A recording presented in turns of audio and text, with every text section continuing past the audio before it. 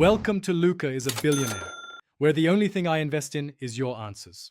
You'll begin by opening Chrome and immediately starting an incognito window.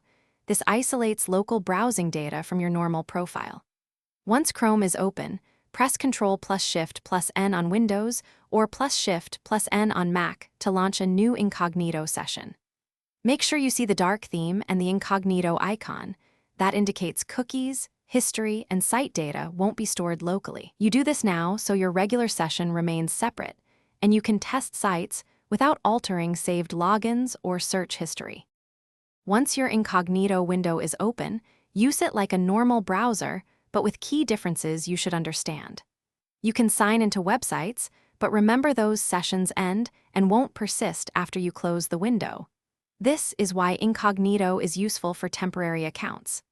Extensions are disabled by default to protect privacy, so enable only trusted ones from the extension menu if needed. Also note that files you download and bookmarks you create will remain on your device even after the window closes.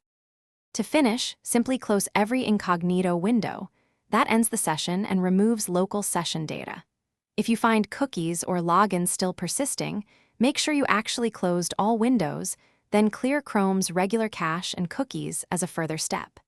If you need complete separation beyond temporary browsing, use guest mode or create a separate Chrome profile. If pages fail to load in incognito, disable specific extensions or check network restrictions. Those are common culprits and usually easy to fix. Thanks for watching and please subscribe. It's the best investment you'll ever make.